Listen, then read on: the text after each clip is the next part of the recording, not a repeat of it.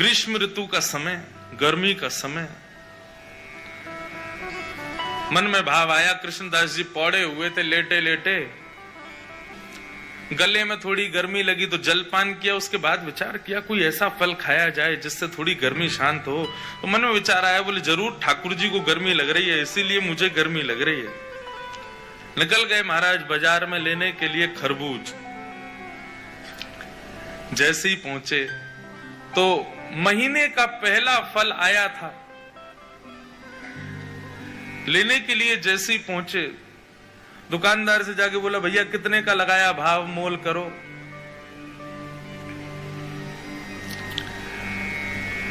दुकानदार ने जो भी भाव था उसका 1 रुपया 2 रुपया बताया। बोले इतने का है, लो। यहां कृष्णदास जी खरीदने लगे, इतने में ही राजा के सैनिक आ गए। सैनिकों ने आकर कहा, बोले नहीं, महीने का पहला फल है, पहले राजा की सेवा में जाएगा, बाद में किसी मंदिर मठ में जाएगा। कृष्णदास जी बोले यहां तो हमारे लाल जी की नाक कट जाएगी अगर ये फल राजा के यहां गया तो। महीने का पहला फल है, ठाकुर जी की सेवा में जाना चाहिए। अब इनको प्रवचन क्या सुनाऊं मैं? ये राजा के यहाँ रहने वाले लोग, इनमें बुद्धि विवेक तो होता नहीं है, केवल तनख्वाह के लिए राजा की जय जयकार करते हैं। हमारे यहाँ तनख्वाह थोड़ी देते हैं ठाकुर जी, हम तो फिर भी जय जयकार करते हैं। ये राजा के लोग, इसको क्या समझाऊं मैं? कृष्णदास जी उनको समझाते तो बात बिगड़ जाती। कृष्णदास जी ने बोला भैया देखो, पहले हम आए तो हमको देना चाहिए। दुकानदार बोला पहले आप आए हो, लेकिन अगर इनको नहीं दिया तो ये दंड दे सकते हैं मुझे, राजा के लोग हैं, मैं तो इन्हीं को दूंगा। कृष्णदास जी बोले अगर हम तुमको दुगना रुपया दें तो, 1-2 रुपए की चीज की अगर हम 5 रुपए दें तो भी नहीं दोगे? तो उसका मन थोड़ा लोभ में आ गया। उसने कहा भैया देखो, आप भले ही राजा के यहाँ से, लेकिन राजा सबका भला चाहता है ना। अगर इनकी वजह से मेरे घर की रोटी बढ़िया आ जाए तो फिर मैं इन्हीं को दे देता हूं, ये 4 रुपया दे रहे हैं। राजा के सैनिकों ने कहा हम पे कोई कमी है क्या, हम 10 रुपया देंगे, लाओ अब हमको दो। 10 रुपया बोला तो कृष्णदास जी बोले हम 15 रुपया देंगे। अच्छा एक और बात बताऊं, जेब में लाए 2 ही रुपया थे। कृष्णदास जी लाए 2 ही रुपया थे, लेकिन बातें देखो। सैनिक बोले भाई राजा की नाक कटेगी, सुनो 20 रुपया देंगे, फल हमको दो। कृष्णदास जी बोले 25 देंगे, बिना विचार किए हमको दो। करते करते करते महाराज मोल पहुंच गया 90 रुपए पे। कृष्णदास जी सीधे बोले हम 100 रुपया देंगे, अब तो हमको देना ही पड़ेगा।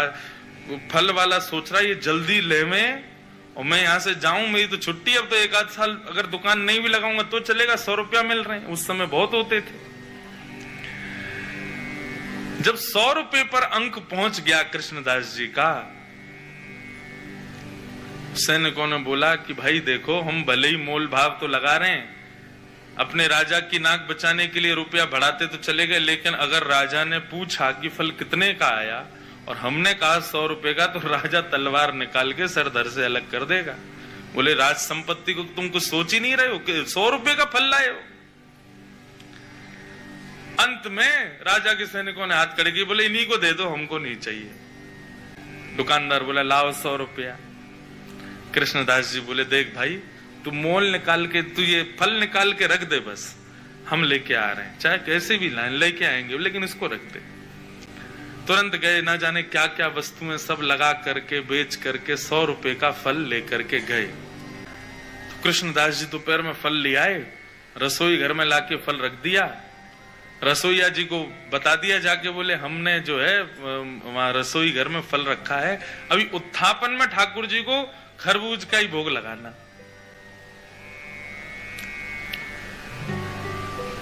कृष्णदास जी बड़े प्रसन्न थे कि भैया महीने का पहला फल ठाकुर जी की सेवा में आएगा, ठाकुर जी पाएंगे, आनंदित हो जाएंगे। रसोईया स्नान ध्यान करके जैसे ही रसोई घर में गए, पूरी रसोई खोज ली, लेकिन महाराज फल नहीं मिला, कोई ले गया उसको वहां से। बाहर आके कृष्णदास जी से कहा, बोले कि कृष्णदास जी अंदर तो फल है ही नहीं। बोले अरे मैंने वहीं रखा है। बोले मैंने देख लिया, कहीं भी नहीं है, सब जगह खोज लिया महाराज, फल तो कहीं चला गया, उसको कोई और ले गया। कृष्णदास जी बड़े व्याकुल हो गए। बोले एक तो मैं अपने लाला की नाक बचावे के काजे राजा के सिपाहियन से लड़ झगड़ के लायो, 2 रुपया के फल को 100 रुपया को लेके आयो, कितनी वस्तु बेच के आ गयो। इस बात का दुख नहीं कि इतना महंगा लाया, इस बात का दुख नहीं कि इतना लड़के लाया, इस बात का दुख कि ठाकुर जी उसको पा ना पाए, कोई और ले गया। बड़े दुखित बैठे थे मंदिर के अंदर। उत्थापन का समय अन्य फलों का भोग ठाकुर जी को लगा दिया, लेकिन कृष्णदास जी का मन बड़ा विचलित। पुजारी जी आए, बोले कोई बात नहीं, अब हमने अन्य फलों का भोग लगा दिया है, अब फिर कभी कृष्णदास जी, अब कृष्णदास जी किस किस को बताएं। रोते रहे, सब समझाते रहे कृष्णदास जी को। उत्थापन का भोग जब अनोसर हुआ और पुजारी जी ने बाहर आकर के जैसे ही कपाट खोलने की घोषणा की, सब दर्शनार्थी खड़े हो गए। कृष्णदास जी के भी नेत्र लाल पड़े थे। जैसे ही कपाट खुले तो क्या पाया, ठाकुर जी के उर्ध बाहु के ऊपर वही फल रखा जाता जो कृष्णदास जी लेकर के आए थे। रसोईया लाता उससे पहले ठाकुर जी रसोई घर में जाके ले आए उस फल को और अपनी भुजा में ला करके धारण कर लिया। जैसे ये दृश्य कृष्णदास जी ने देखा, मूर्छित हो गए। कृष्णदास नित्य ठाकुर जी को माला पहनाते थे अपने हाथ से। महाभारत में अनुशासन पर्व में भीष्म पितामह कहते हैं कि यदि कोई व्यक्ति 12 वर्ष तक बिना नागा किए एक नियम का पालन करे तो 12 वर्ष के उस नियम का प्रभाव ये होगा, जिस देव को चाहेगा, जिस ब्रह्म को चाहेगा, जिस रूप को चाहेगा अपने सामने प्रकट कर सकता है। आज भी ये संभव है, लेकिन याद रहे एक दिन भी वो नियम टूटना नहीं चाहिए। ये भाव उन महात्मा ने सुना, कृष्णदास जी ने।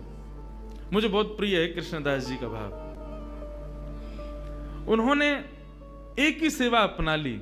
जब कथा में सुनकर के गए कि 12 वर्ष तक कोई नियम अपना लिया जाए और 12 वर्ष तक उसको बेनागा पूर्ण किया जाए, तो 12 वर्ष के बाद जिस देव को चाहोगे, जैसे चाहोगे वैसे उसका दर्शन हो सकता है। तो नित्य माला बनाते थे अपनी कुटिया में और नित्य माला बना करके नंद गांव में, नंद भवन में ऊपर जाकर के कन्हैया को अपने हाथ से पहनाते थे।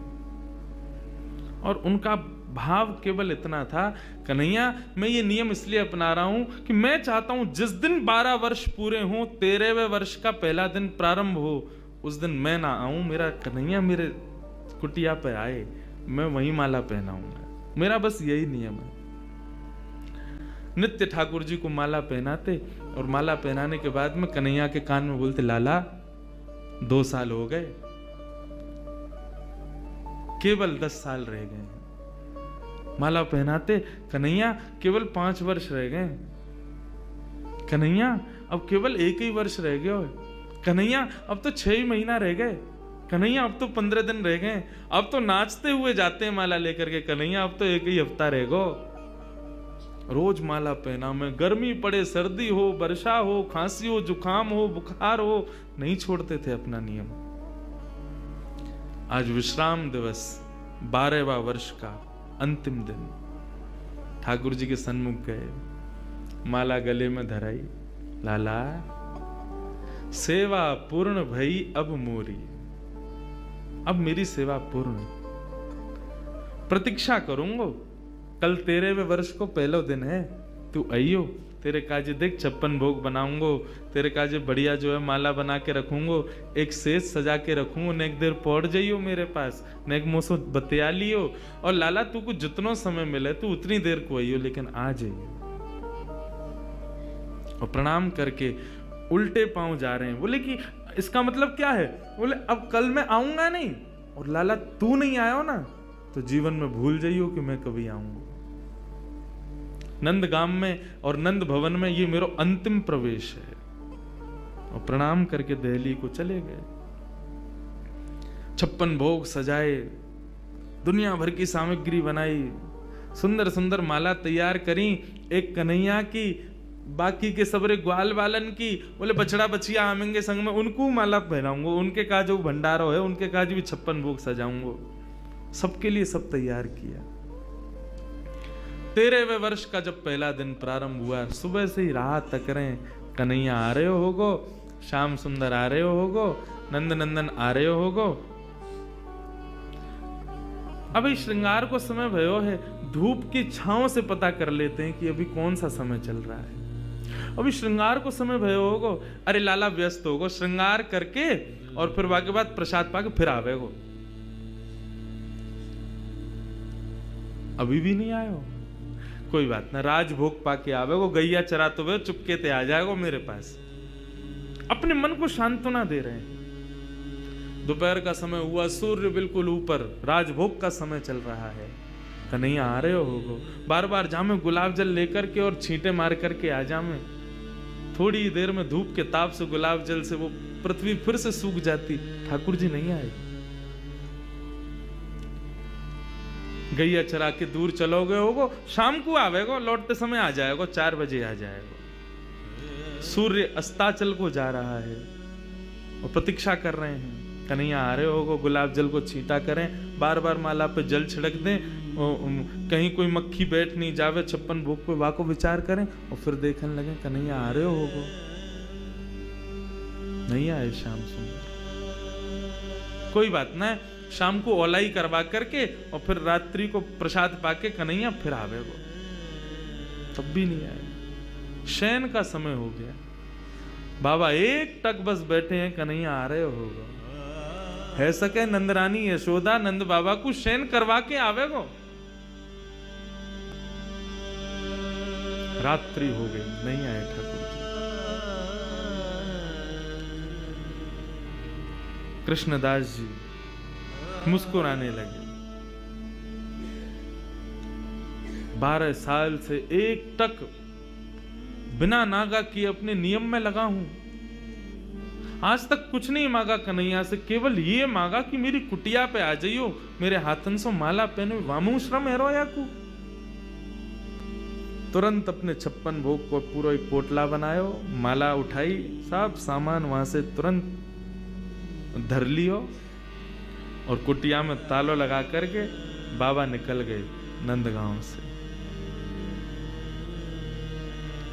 बोले जीवन में नहीं आऊंगा, मेरे जीवन को सबसे बड़ा अपराध है कि मैंने 12 साल या कन्हैया को दे दिए या श्याम सुंदर को दे दिए। अरे काय बात को श्याम सुंदर, काय बात को कन्हैया, काय बात को दयालु, एक भक्त की एक मनोकामना ना पूरी कर सके। ना रहनो अब यहां पे। जैसी जाने लगे तो मार्ग में गायों का झुंड जा रहा था। जैसे उस झुंड में प्रवेश करने लगे, सोचते हुए जा रहे हैं, कुछ विचार नहीं हो रहा है। जैसे भीतर प्रवेश करने लगे, इतने में ही एक ग्वारिया आया और ग्वारिया ने आकर के हाथ पकड़ो, बाबा बाबा बाबा गैया चढ़ जाएंगी ऊपर।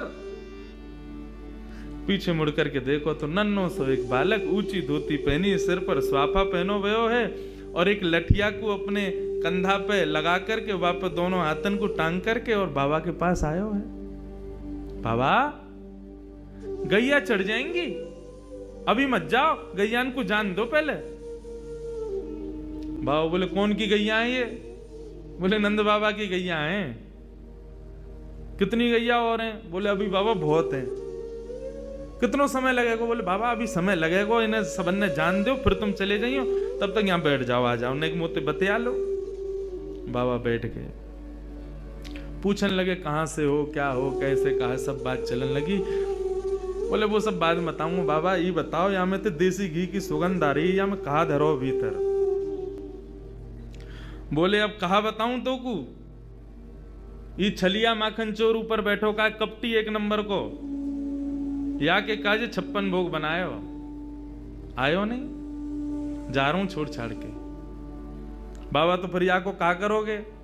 बोले आप का करूंगा, नेक दूर जाके मैं खा लूंगा। बोले नेक दूर जाके का खाओ, यहीं खा लो, नेक नेक मुंह दे दियो। बाबा बोले हाँ ठीक है भाई, चल यहीं खा लें। पोटली खोल करके सब निकाल के सामग्री और बाबा ने खाई, ले तू भी ले ले।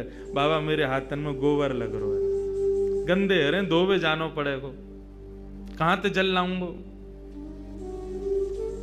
तो कैसे होगी? बोले आप खवाए दो ना अपने हाथ से।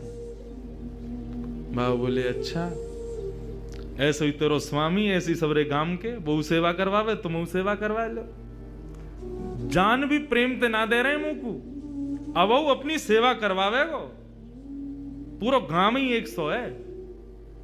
बाबा एक स्वयं पामे और प्रभा सेवा ग्वारिया को पवा में, फिर स्वयं पामे, फिर ग्वारिया को पवा में। पवाते पवाते पवाते बाबा ने जैसी ग्वारिया को देखो, नेत्र लाल पड़ गए, नेत्रों से अश्रुधार बह रही है। बोले अब रो काई को रोए? बोले मैं यहाँ मारे रो रहा हूं बाबा, तुमने आज माला ना धराई मुंह को। बाबा ने कही कौन है हो तुम? इतने में ठाकुर जी खड़े भये, श्याम स्वरूप प्रकट भयो, मोर मुकुट प्रकट भयो, लकुटी प्रकट भई, वंशी प्रकट भई। ठाकुर जी को सर्वांगीण स्वरूप प्रकट है गयो और प्रकट है करके बाबा को दर्शन देने लगे। बाबा मैं आ गयो, प्रसाद पा लियो, ले माला पहना मोकू। आज मेरो पूरे दिन मन ना लगो, क्योंकि 12 साल से रोज तेरे हाथन की बनी माला नित्य मेरे अंग को स्पर्श करती। मुझ को ऐसा ना लगता कि माला स्पर्श कर रही है, मुझ को लगती कि मेरो कृष्णदास मुंह से लिपटो भयो है।